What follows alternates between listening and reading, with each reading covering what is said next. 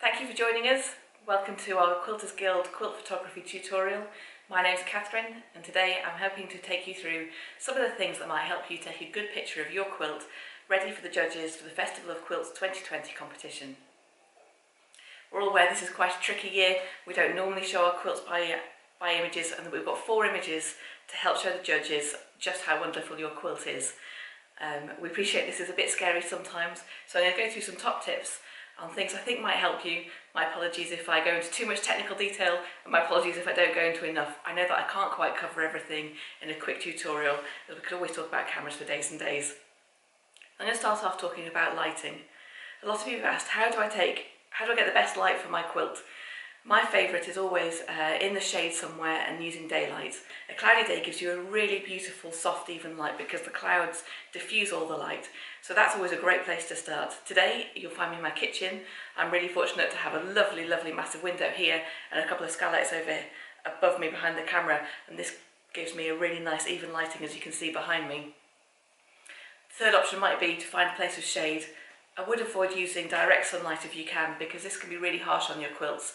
Although sometimes actually it will work fine, and this might depend on the quilt that you've made and the materials you've used to use it and the colours. So do experiment. The one thing I would say though, when you're using shade, avoid dappled shade through trees. It looks really beautiful, but when we come to taking a picture of it, it creates what's called hot spots on your image. And this can make it distract and give your camera a bit confusion about how to best show your quilt. So as you can see, there's little bright spots on the image. I'd try and avoid those. If you're taking a picture of your quilt inside and you feel it's a bit dark, please do avoid the temptation of turning on your overhead light or any side lights to add more light.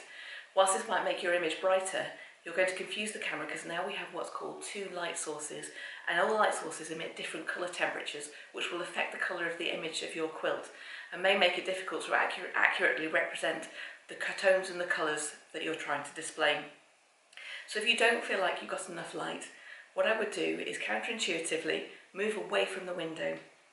This is going to help even out any shadows, because as you move away from a window, there's something called the inverse square law, which means that the further away you are, the more even the lighting is going to be, even though it might be darker. So I would go for darker and even and use a tripod.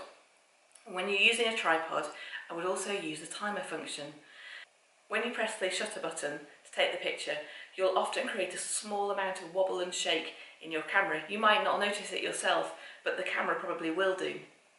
By using the timer, you are not touching the camera as the shutter goes off, and it'd also stand really still. You'd be surprised at just how much a little walk across your floorboards can shake a tripod and a camera and give you what's called camera shake, which will result in a blurred picture. Every camera will have some settings that you can play with, particularly in terms of exposure, how light or dark our picture looks. And we might need to help the camera along. If you've got a really light quilt or a really dark quilt, the camera's going to be a little bit confused, because cameras would like to make everything 18% grey, really nice and neutral. So if you present it with a white quilt or a really dark quilt, it's going to get a little bit confused. My rule of thumb for this is, if you have a light quilt, you need to lighten the picture up.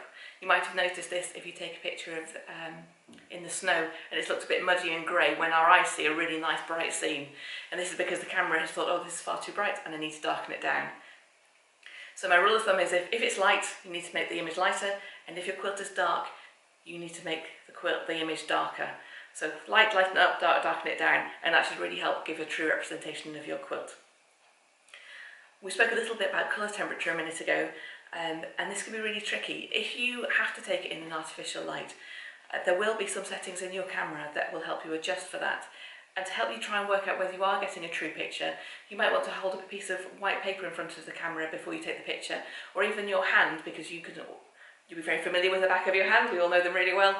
It helps you get a feel for whether you are getting about the right colour. And cameras do have some automated settings for usually tungsten, fluorescent, shade, bright sunlight.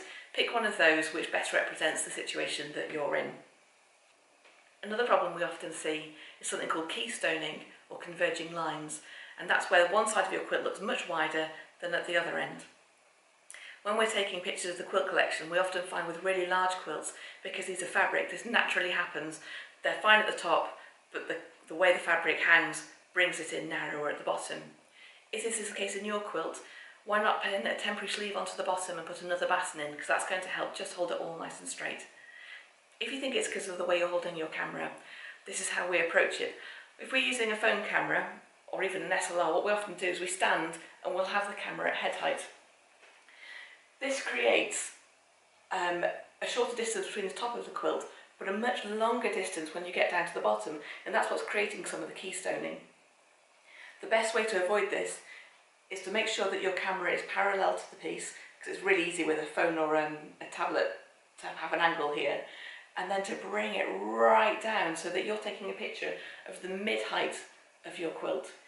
This is quite easy to do if your quilt is hanging up, but very difficult to do if you've had to lay your quilt flat, and we'll come to some solutions about that in a minute. Some of the other questions we've had is about quilting and how to make that look good in the photograph, especially if you've done a whole cloth and the thread is a really similar colour to the background. I have to confess, if you've got a whole cloth, this is really tricky, and this was somewhere where actually even lighting is not always your friend. If you look at these three examples, in this picture I have this whole cloth cushion piece facing directly towards the window, and you can see it's quite flat. You can see some of the quilting stitches, but it's not really showing you the contours. If I move it around so it's now at a 45-degree angle to the window, you can see that starts to bring in some shadows, and now we can see the quilting better. And then this third example, I've got it at a 90-degree angle to the window, and now we see the shadows are much deeper, and you will have one side that looks lighter and one side that looks much darker.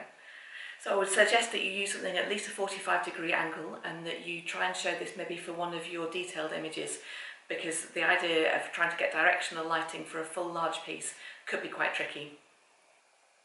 Let's have a quick look at some ways you might want to hang your quilt. Behind me I'm using a photography backdrop stand. This cost me about £40 from Amazon, and it comes up to a width of 3 meters wide with adjustable poles, so that should be enough to be able to hang any sort of quilt. You might be needing to use something a bit more around your house, washing lines, friends, partners, people in the house who can hold your quilt. Some small fingers might be acceptable in this kind of situation. You might also want to use a door hook if you've got a door in your house which doesn't have too many walls right next to it. You could suspend string and a batten across to help hang your quilt. You might have somewhere, if you don't have a washing line, where you can anchor some rope and either have somebody at the other end to hold that up, or like I've done in this example, I went and used a large tree. Another solution might be a selfie stick. Now this I would use only for the large image of your quilt, so the complete quilt picture. But if you've got something that's really big, or you just can't hang your quilt and you need to lay it down, this is a really great way of getting into the middle. So rather than climbing a ladder and trying to lean across, which to be honest, when we've tried it before, you need a really high ladder, and then when you lean over a ladder, you're really putting yourself off balance, so it's not the great safe option to take a picture of a quilt. A short experiment with one of these, selfie sticks, there are loads available for less than £10 again on Amazon.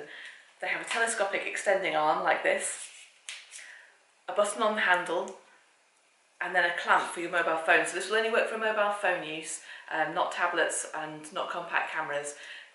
But again, I would suggest maybe you do use your mobile phone if this is the best way of getting a picture of your quilt for this purpose. So the mobile phone goes into the top on a quick clamp. Always use the rear-facing camera for this because it's better quality than the selfie side, so that will mean that your screen points upwards, and then you can adjust the angle of the camera according with the stick, and you'll want this to point as accurately as you can to be parallel to the ground, and then you can extend the stick as far as you need and lean over your quilt.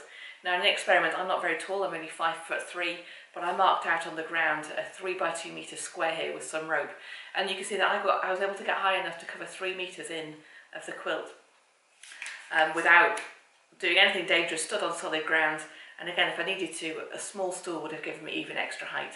So if you're struggling, I would definitely suggest one of these. They connect by Bluetooth. You'll find a Bluetooth setting on your phone, and once the selfie stick is turned on, it will have a name, whereas this is called selfie stick on mine, and you connect the two, and that will mean that when you press that button, it will automatically tell the camera to take the picture. It will take a little bit of experimenting just to make sure you've got the right angle, but I think it's a much safer way of solving that problem. So thanks for joining us. I hope you found some helpful things within this video. Please remember to relax and don't worry about this. Take your time, don't rush it, This is not a photography competition. It's just about showing your quilt as best as we can to the judges so they can make a decision about this year's entries and give you some great feedback for all your work this year.